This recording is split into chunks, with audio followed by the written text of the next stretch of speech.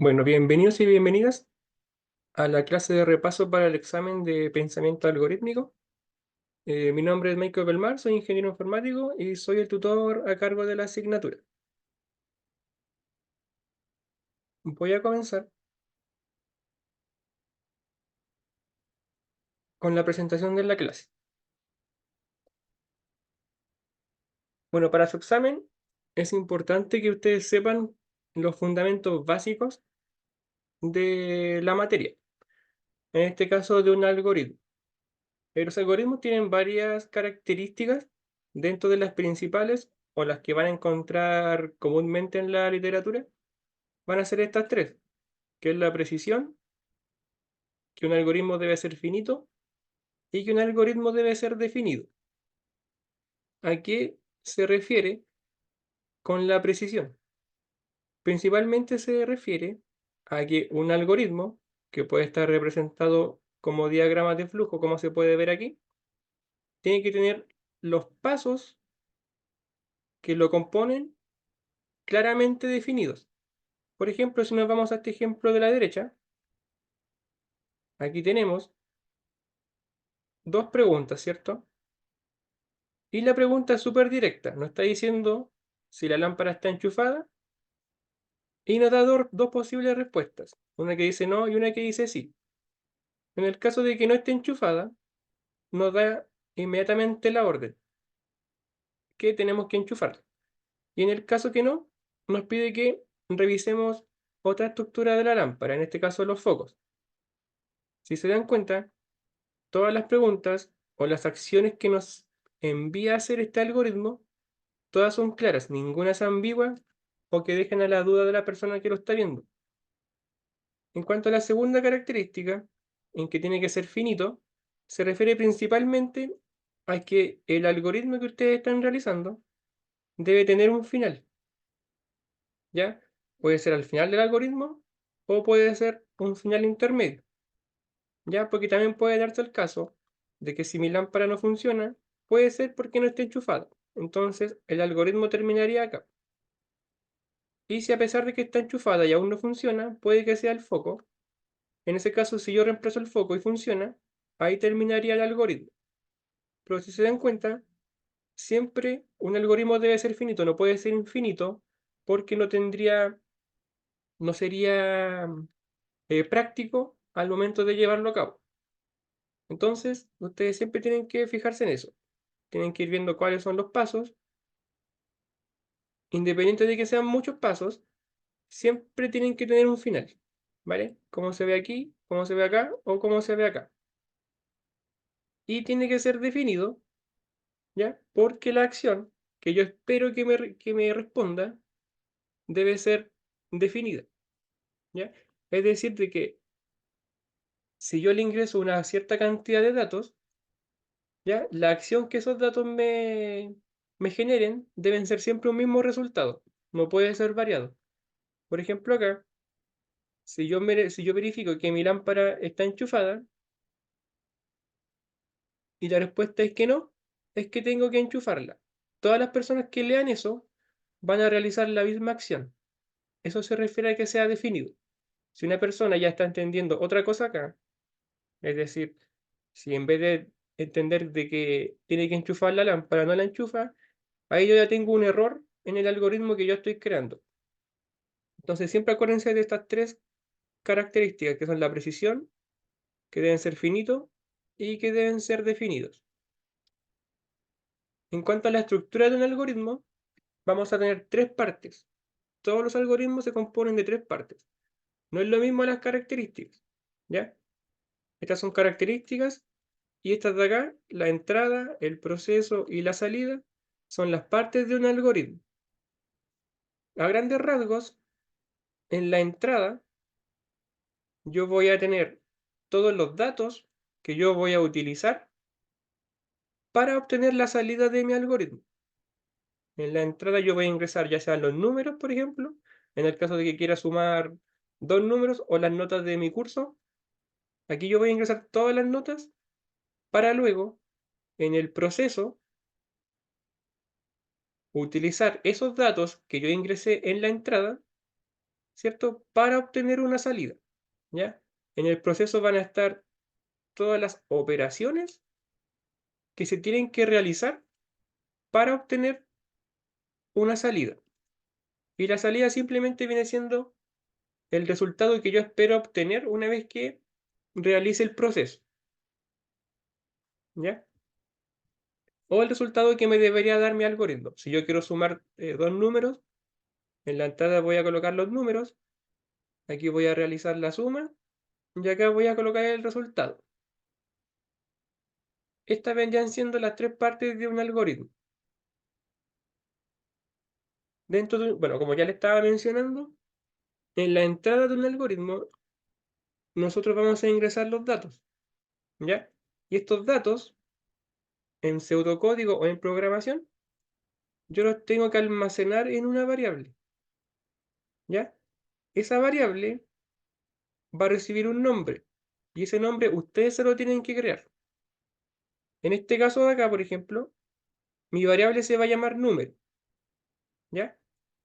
Y el tipo de dato que yo le estoy almacenando va a ser el número 2, ¿ya? Entonces tenemos la variable que se va a llamar número y el tipo de dato que va a almacenar mi variable. En este caso viene siendo un 2, que viene siendo un número entero. Los tipos de datos que nosotros vamos a utilizar son estos 5 que se ven aquí, ¿ya? Vamos a tener los datos tipo carácter, los datos tipo cadena, los datos tipo entero, los datos reales y los datos lógicos.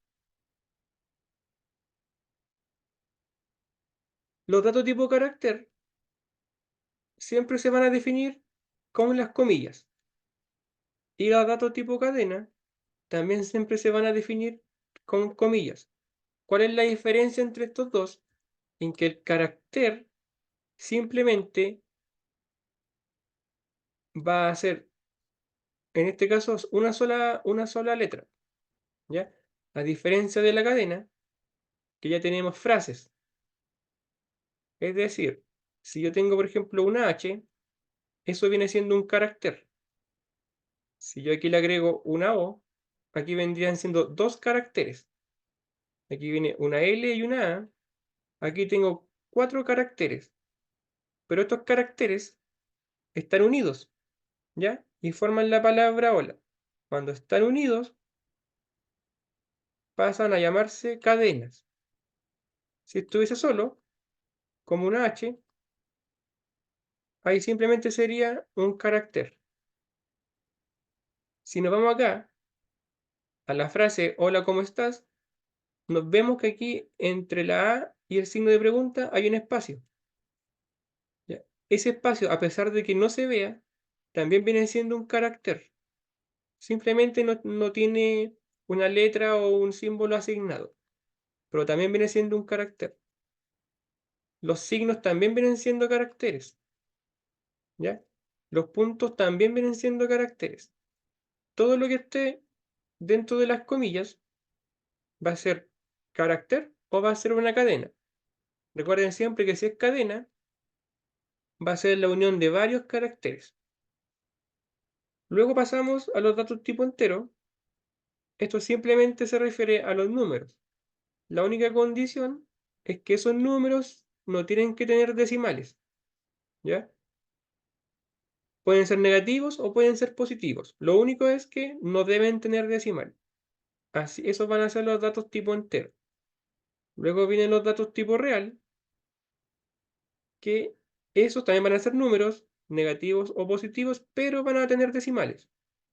Esa va a ser la única diferencia entre el dato entero, sin decimal, y el dato real, que va a ser con decimal.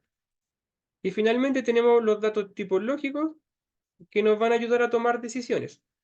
Solamente vamos a tener dos, que va a ser el dato tipo true, que va a ser verdadero, o el dato tipo false, que obviamente va a ser falso.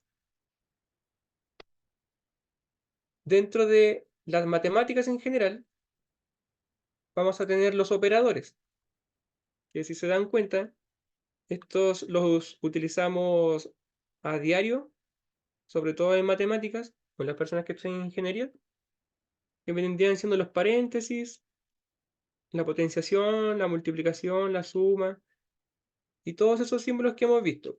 También tenemos los operadores de asignación o de comparación. ¿A qué se refiere esta pirámide?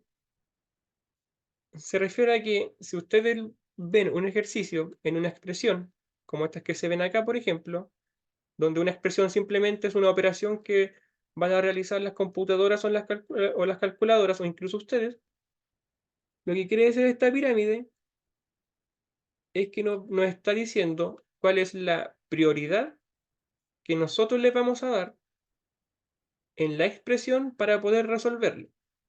Por ejemplo, aquí tenemos que en la cima de la pirámide tenemos los paréntesis, luego tenemos los exponentes, luego la multiplicación y luego la suma con la resta. Si nos vamos acá, tenemos que esta expresión que se ve aquí, en todas está sumando. Pero ¿qué pasa si yo aquí le agrego un paréntesis? Según la pirámide, estaba aquí atrás, tengo primero en la cima los paréntesis. Eso quiere decir de que los paréntesis van a tener la prioridad para comenzar a resolver una expresión. Entonces, yo primero tendría que resolver lo que está dentro del paréntesis y luego tendría que resolver lo que está fuera del paréntesis. Simplemente se refiere a eso. En el caso, por ejemplo, de que aquí hubiese una multiplicación, si nos vamos aquí a la pirámide, tenemos que ya no tiene paréntesis, tampoco tiene exponente, pero sí tiene una multiplicación. Y después de la multiplicación viene la suma. Esto quiere decir de que si aquí hubiera una multiplicación, yo primero tendría que resolver esta parte de acá, donde está la multiplicación, y después tendría que resolver la suma. Eso quiere decir esta pirámide. Es el orden de prioridades que va desde arriba hacia abajo para resolver una expresión matemática. Parto siempre por los paréntesis de izquierda a derecha, después reviso si hay exponentes, después reviso si hay multiplicación o división, luego si hay suma resta y así sucesivamente. En cuanto a las estructuras de control, que son las que vimos a lo largo de todo el curso, tenemos cuatro que son como las más importantes. ¿Ya? Uno es el ciclo mientras y el ciclo repetir. Para el examen, lo más probable es que les muestren una figura como esta y ustedes tengan que saber a qué estructura se refiere. Entonces ustedes ya van a ver esa imagen y van a saber qué se refiere al ciclo mientras. ¿Ya? ¿Qué hace el ciclo mientras? Eh, nos va a repetir un conjunto de instrucciones que yo le voy dando siempre y cuando una condición se cumpla o sea verdadera. Por ejemplo, si yo digo, ya mañana voy a salir a correr, siempre y cuando el día esté lindo o haya sol. Si el día está lindo, yo recién ahí voy a salir a correr. ¿Ya? Si el día está feo o está nublado, yo no voy a salir a correr, porque la condición era que el día estuviese despejado con sol. Eso es lo que hace el mientras. Va a evaluar una condición y si esa condición es verdadera, se van a ejecutar todas las instrucciones que yo le dé. En cambio, el ciclo repetir, a pesar de que es similar al mientras, ocurre algo diferente. Acá la condición se va a repetir al menos una vez. ¿Qué quiere decir eso? Que si yo quiero salir a correr con sol, ¿cierto? Y justo el día está lloviendo, en el mientras, si es que había sol, yo salía. Pero en el repetir, si es que está lloviendo, yo igual voy a salir. ¿Ya? Y después de eso, yo voy a evaluar la condición de que solamente con sol voy a volver a salir. Es decir, de que primero salgo de la casa y recién ahí me doy cuenta de que está lloviendo. Entonces ahí me devuelvo Y ahí me digo, entonces, para la próxima, vos solamente voy a salir cuando haya sol. Esa es la diferencia entre estas dos. Acá, yo voy a salir siempre y cuando la condición que yo me puse para poder salir sea verdadera. Y acá, yo voy a salir y después voy a revisar si es que la condición que yo escribí se cumple o no se cumple. Aquí arriba, si la condición es falsa, o sea, si el día, por ejemplo, está lloviendo, yo no voy a salir en el mientras. Pero acá, si el día está lloviendo, sí voy a salir. Pero a la vuelta voy a decir, el día está nublado y hay lluvia. Entonces, para la siguiente yo no salgo porque la condición es que solamente con sol yo puedo salir. En el ciclo para, este se va a utilizar para repetir un conjunto de instrucciones que nosotros hayamos escrito. Se utiliza siempre y cuando yo sepa cuántas veces quiero que se recorra una situación. Por ejemplo, si tengo estos tres números y utilizo el ciclo para que recorra estos tres números que están aquí, solamente se va a utilizar o solamente va a recorrer tres veces, ¿ya? Entonces, esto sería como más o menos así. La condición, por ejemplo, que yo voy a colocar va a ser de que me recorra estos tres números y me los vaya mostrando por pantalla. Hagamos cuenta que esta viene siendo la pantalla. Entonces voy a utilizar el ciclo para, va a recorrer el primero y me lo va a mostrar en pantalla. Después va a volver, me va a mostrar el siguiente número y me lo va a mostrar por pantalla. Ahí se devuelve y parte de nuevo al ciclo. Y me va a mostrar el último, que viene siendo el 3 por pantalla, y se devuelve al inicio. Y ahí va a finalizar porque no tengo más números. Para eso se utiliza el ciclo para, y esta es la imagen que lo va a representar en un diagrama de flujo. Porque todos estos elementos yo los voy a revisar o los voy a poder ver en un diagrama de flujos. Luego tenemos la estructura según, ¿ya? Que se va a utilizar para ejecutar diferentes bloques según una variable que yo voy a elegir. Por ejemplo, yo tengo, bueno, esta es la estructura, esta es la que se ve aquí, y tengo tres variables, que viene siendo el 1, el 2 y el 3, ¿ya? Dependiendo de lo que yo elija, si elijo el 1, si elijo el 2 o si elijo el 3, voy a tomar diferentes caminos. Aquí voy a tener el sol, aquí va a tener un día nublado y aquí voy a tener lluvia. Por ejemplo, si yo elijo la variable número 2, que es la que está aquí, esa variable número 2 me va a llevar al día nublado, ¿cierto? Si yo elijo la variable número 1, esa variable número 1 me va a llevar al día con sol. Y si yo elijo la variable número 3, esa variable me va a llevar al día con lluvia. Para eso funciona el según. Yo genero una serie de instrucciones y esas instrucciones que pueden estar asignadas a una variable, puede ser un número, una letra o lo que ustedes quieran cuando la empiecen a escribir. Cada una de esas variables me van a llevar a un camino distinto, ¿ya? Era como lo que hicimos en el ejercicio del cajero automático, como en el menú. Por ejemplo, mostrar menú, apriete el 1 si quiere mostrar menú, apriete el 2 si quiere consultar saldo, el 3 si es que quiere girar, el 4 si es que quiere depositar. Cada una de esas instrucciones está almacenada en una variable, pero cada variable me lleva a un camino distinto. Uno me lleva a mostrar el menú, otro me lleva a consultar saldo, otro al giro y otro al depósito. Para eso se utiliza el según.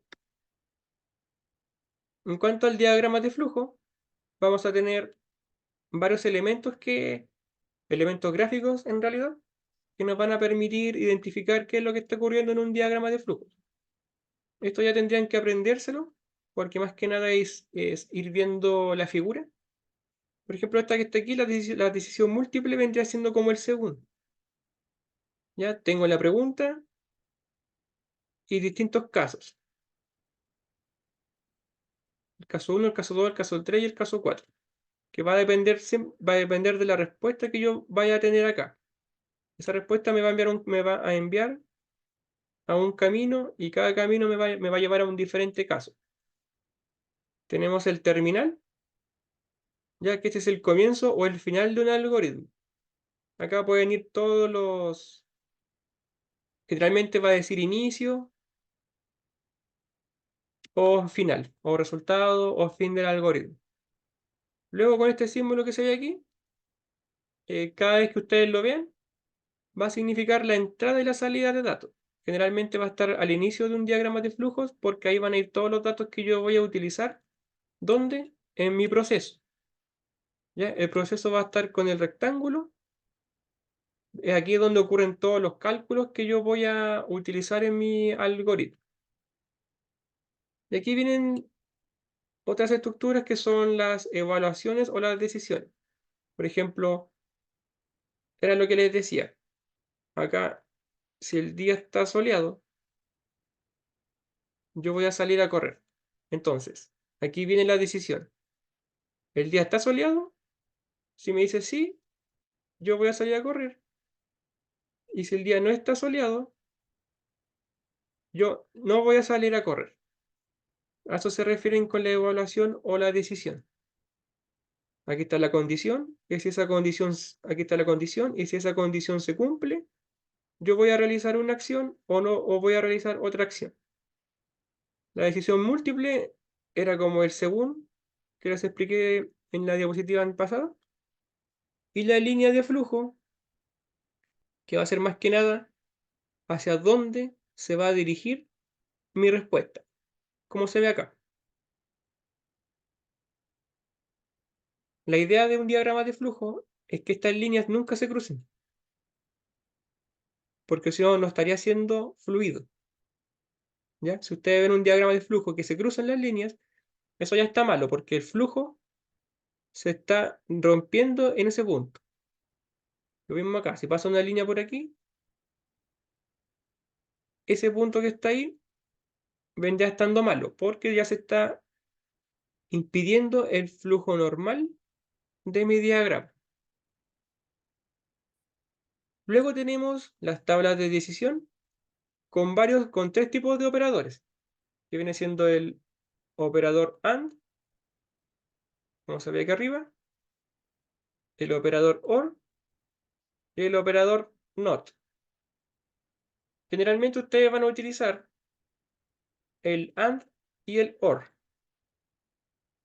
Y esto es simple de entender. Ahora se los voy a explicar. Por ejemplo, utilizando el mismo ejercicio de salir a hacer ejercicio, vamos a tener dos condiciones. La primera es si tengo mis zapatos deportivos y la segunda es si hay buen clima para poder salir a correr. ¿Ya? Aquí si pueden ver aquí a la izquierda tenemos el 1 que va a ser igual a verdadero y el 0 que va a ser igual a falso. ¿Ya? Esa va a ser la nomenclatura para que ustedes se vayan guiando aquí en la tabla. Donde vean un 1 es porque es verdadero y se está cumpliendo la condición. Y donde vean un 0 es porque la condición no se está cumpliendo.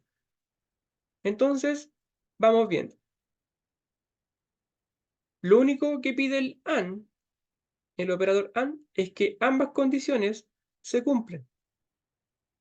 Ya, si una de estas condiciones no se cumple, todo lo que es el resto de lo que yo vaya a decidir va a ser falso, o sea, no lo voy a realizar. Vamos viendo aquí las diferentes situaciones. En la primera, tenemos que un 0, o sea que no tengo zapatos. Y si nos vamos aquí a las condiciones iniciales, decíamos que todas tienen que cumplirse para que sea verdadero. Entonces, como no tengo zapatos, la primera condición no se cumplió. O sea, yo de partida ya sé que no voy a salir a hacer ejercicio porque ya tengo una condición que no se cumplió. Entonces, analizamos la siguiente. Y hace un buen clima, tampoco. Tampoco tengo un buen clima, entonces tengo las dos condiciones que no se cumplen, o sea, no voy a salir a hacer ejercicio. Vamos con el segundo caso. No tengo zapatos. Ya, entonces la primera condición tampoco se cumplió. Pero sí tengo un buen clima, ¿ya? O sea, tengo de las dos condiciones que yo tengo, una se cumple y la otra no. Pero el operador AND me dice que las dos deben cumplirse para que sea verdadero. O sea, como no tengo zapatos, pero si un buen clima, igual no voy a salir porque tengo una condición que no se cumple. Ahora, si tengo zapatos, ya se cumplió la primera condición, pero tengo un mal clima, no se cumplió la segunda condición. Como no se cumplió una, no voy a salir. Entonces ya tenemos tres condiciones en las que no se cumple una o ambas. Pero si tengo los zapatos y tengo el buen clima, tengo las dos condiciones que se están cumpliendo. Entonces, como el operador AND dice que solo haré algo si se cumplen las condiciones, como acá se cumplieron las dos, sí voy a salir. ¿Ya? Eso es lo que hace el operador AND. Necesita que todas las condiciones que yo ponga se cumplan o sean verdaderas para ejecutar una acción. Como en estas tres situaciones, no se cumple esa, no se cumple esa, es así, esa no, es así y esa no. Como ya tengo algunas que no se cumplen, estas tres de acá no las voy a realizar. Pero como en la última situación ambas condiciones se cumplen, sí voy a salir. En cambio, el operador OR es más flexible. A diferencia del AND, que es más estricto, al OR no le importa mucho eso. Al OR lo único que le importa es que al menos una de las condiciones se cumpla. Por ejemplo, analicemos el primer caso que se ve aquí. Ya, no tengo zapatos, no se cumple esa condición. Y hay un mal clima, tampoco se cumple esa condición. Como ninguna de las dos se cumplió, yo no voy a salir. El operador OR necesita que al menos una se cumpla. Entonces, analizamos la segunda situación. No tengo los zapatos, tampoco se cumple, pero tengo buen clima. Como tengo buen clima, aunque no tenga los zapatos, voy a salir igual. ¿Ya? En la tercera situación, tengo los zapatos y tengo un mal clima. A pesar de que tengo un mal clima, tengo los zapatos. Entonces, igual voy a salir. Eso me dice a mí el operador OR. Y si ambos o ambas condiciones se cumplen, obviamente yo voy a salir. Esa es la diferencia entre el OR y el AND. El AND necesita de que todas se cumplan o que todas sean verdaderas para hacer la acción, pero el OR necesita que al menos una se cumpla para poder realizar una acción. Puedo tener 100 condiciones y si de esas 100 una se cumple, con el OR yo voy a ejecutar esa acción. En cambio, con el AND, si tengo 100 condiciones, las 100 tienen que cumplirse para yo poder realizar esa acción. Y por último tenemos el NOT, que lo único que hace es cambiar mi condición. Si tengo un mal clima, igual no voy a salir. Y si tengo un buen clima, yo no voy a salir. Simplemente cambia el estado de la condición. Si es un no, lo va a cambiar así. Y si es un sí, la va a cambiar un no. Luego, en el curso lo que vimos fueron las precondiciones, las postcondiciones y los tipos de datos abstractos. Lo único que tienen que saber sobre las precondiciones es que son, como su nombre dice, que son las condiciones que yo tengo que cumplir para que se pueda ejecutar mi algoritmo. ¿Ya? Por ejemplo, si yo voy a ir a un cajero automático a sacar dinero, obviamente tengo que tener mi tarjeta, porque si no tengo la tarjeta no puedo ingresarla ni sacar dinero. Ya esa es una precondición que yo necesito que se cumpla para poder ejecutar mi algoritmo. Todos los algoritmos que ustedes analicen van a tener precondiciones. En el tema de la lámpara del que vimos al inicio, si no tienen una lámpara, obviamente no pueden realizar el algoritmo, ¿cierto? Entonces son todas las condiciones, como dice aquí, que se asumen verdaderas antes de ejecutar. La postcondición, como dice acá, es la condición que debe ser verdadera después que se ejecuta mi algoritmo. ¿Ya? Si yo quiero sacar dinero, ¿qué es lo que yo espero de mi algoritmo? Es que pueda sacar la plata del cajero. Esa vendría siendo mi postcondición, que pueda sacar dinero. Y el dato de tipo abstracto simplemente se refiere a objetos de la vida real que yo puedo crearle código para representarlos de manera virtual. Eso sería como a grandes rasgos, ¿ya? Obviamente todas esas características que yo le doy a un objeto van a estar ocultas porque las personas no tienen que acceder a esas características porque las pueden cambiar.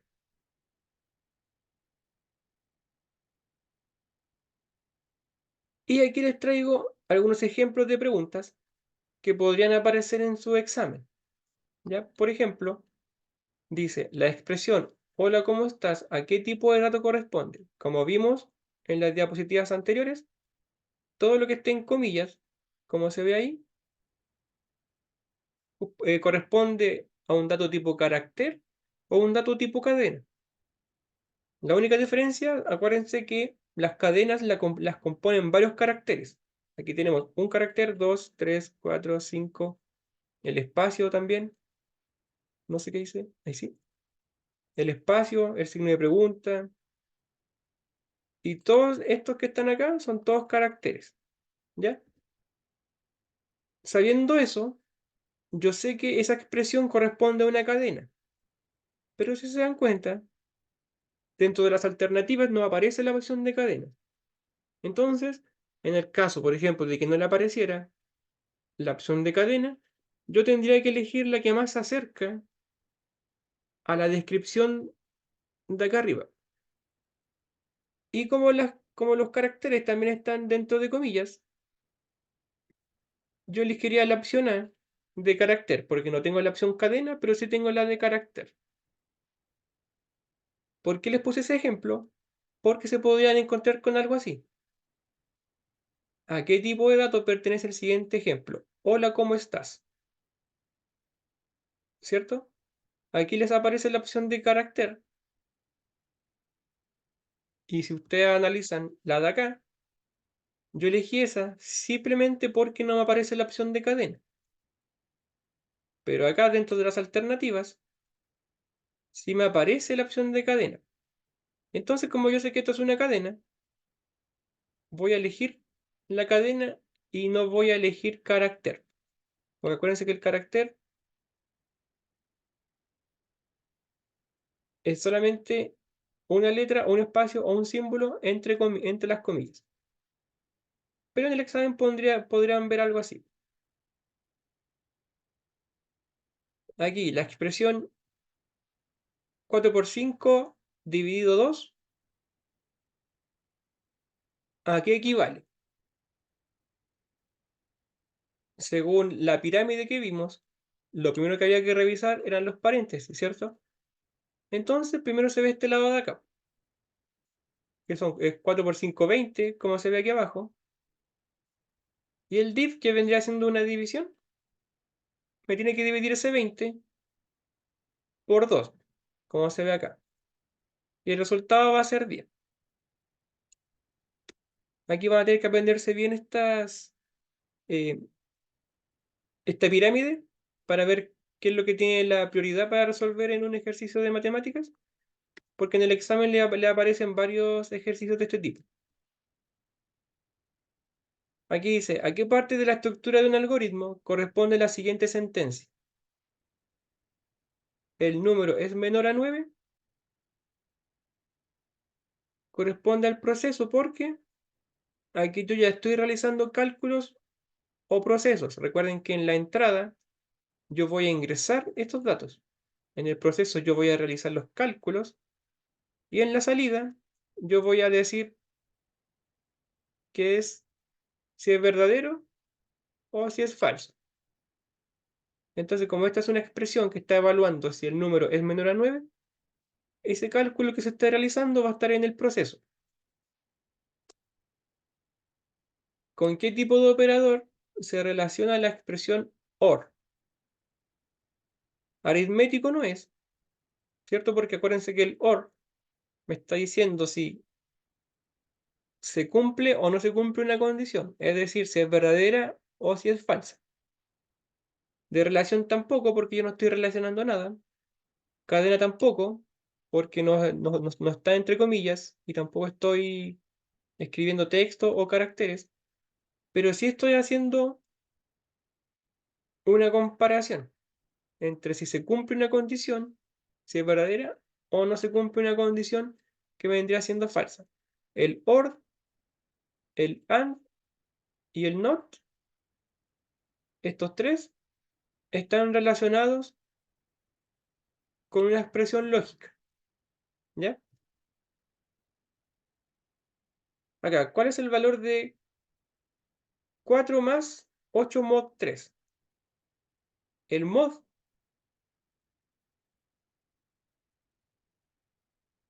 vendría siendo como el resto de una división. ¿Ya? No viene siendo el resultado que viene después del es igual. Es como, por ejemplo, a ver, el 4 dividido 2. 2 por 2 son 4, ¿cierto? A 4, 0. Ese 0 viene siendo mi mod. ¿Ya? No viene siendo este resultado que está acá. Ese no. Ese sí. ¿Ya? Eso es el mod. Entonces, aquí, 8 mod 3 viene siendo 2. ¿Ya? Porque está entre paréntesis, entonces lo que yo tengo que resolver primero es el paréntesis. Y luego bajo el 4 y hago la suma. 4 más 2 son 6, ¿cierto? Y como se va abajo, me está mostrando el resultado que está acá, que viene siendo 6.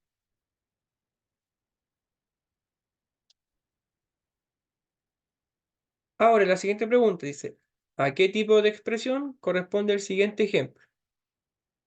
A es igual a B. Esto, por ejemplo, no significa es igual. Cuando ustedes vean un es igual, significa que a mi variable A yo le estoy asignando el valor de B. Pero cuando vean dos es iguales, ahí lo que yo estoy haciendo es preguntando si A es igual a B. Cuando vean dos es iguales es porque ahí sí está preguntando por un es igual. Cuando vea solamente un es igual es porque está asignando un valor. Y como aquí está preguntando si A es igual a B, o sea que voy a tener solamente dos respuestas, que va a ser true o false, o verdadero y falso, como ya sé que ese tipo de respuesta es de dato tipológico, simplemente mi expresión va a estar relacionada a un dato tipológico. Carácter no es, porque no está entre comillas. Entero tampoco, porque no tiene números. ¿Se dan cuenta? Y real tampoco, porque no tiene decimal. Simplemente el resultado que me vaya a dar esto va a ser verdadero o falso. Y todo lo que sea verdadero o falso va a ser un dato tipológico. Aquí, otra vez estamos utilizando el mod 3. Perdón, el mod. Aquí, ¿cuál es el valor de 10 mod 3? Acá vendría siendo 1, como se puede ver aquí. Si hacemos la división, 3 en 10 me caen 3 veces, ¿cierto? 3 por 3, 9, a 10, 1. Eso que está ahí es mi mod. Eso no es el mod. Eso sí. Por eso es 1, como se ve ahí. ¿Cómo se llama el contenedor de datos que puede almacenar diferentes valores y cuyo contenido puede cambiar durante la ejecución de un programa? ¿Dato? ¿Puede ser? No. ¿Por qué? Porque la pregunta me está diciendo el contenedor de datos. Un dato no puede contener otro dato. Un número tampoco puede contener un dato, porque de por sí el número ya es un dato. La expresión está formada por operadores, por números, y los números ya son datos. Entonces, por descarte, yo podría decir que es una variable. Pero si recordamos lo que dije al inicio, una variable, como número, por ejemplo, me va a servir ¿para qué? Para almacenar números. Entonces, va a ser un contenedor de datos. ¿Por qué? Porque el número es un dato que va a estar almacenado en mi variable que se va a llamar número. Entonces, una variable va a ser un contenedor que me va a almacenar un tipo de dato y ese dato puede variar a lo largo de mi programa. Por ejemplo, si yo tengo que una variable se llama num por número y me va a almacenar un 2 y después de varias líneas de código, yo tomo nuevamente esa variable y ahora le digo que va a almacenar el número 3. Ese 2 que está ahí ya no lo va a tomar en cuenta. Ahora simplemente mi variable num va a valer 3. A eso se refiere con que puede cambiar durante la ejecución del programa. Ahora, identifica a qué corresponde past en el siguiente ejemplo. Tengo past, ¿cierto? Y después tengo este símbolo. ¿Se acuerdan que en Psaint esa flechita para atrás también se podía escribir como un es igual? Entonces eso quedaría así. Past es igual a A más B más 3. Entonces, lo que yo estoy haciendo es que esta expresión que está aquí, que va a ser una expresión matemática, me va a dar un resultado. Y ese resultado puede ser un número, ¿cierto? Y ese número yo lo estoy asignando a esta variable que está aquí, que es mi variable past. ¿Ya? Entonces, aquí corresponde past, en ese ejemplo, a una variable. ¿Por qué? Porque yo le estoy asignando esta expresión a mi variable. ¿En qué parte del algoritmo se reciben los datos o información necesarios para resolver el problema planteado? ¿En qué parte del algoritmo se reciben los datos?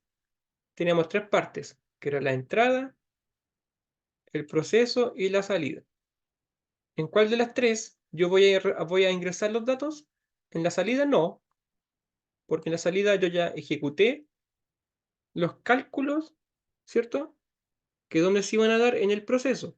En el proceso se iban a dar los cálculos, pero para hacer esos cálculos yo necesito los datos, ¿cierto? Entonces, ¿dónde los voy a recibir? En mi entrada. Aquí en la entrada yo voy a ingresar todos los datos para pasar al proceso, realizar los cálculos y obtener mi salida. Entonces, en la entrada yo voy a recibir todos los datos o la información.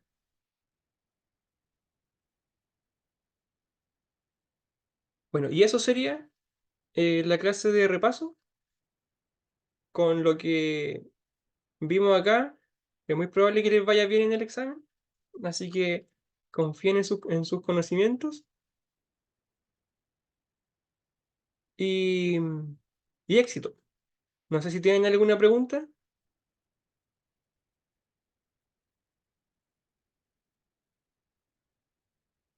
que me quieran decir.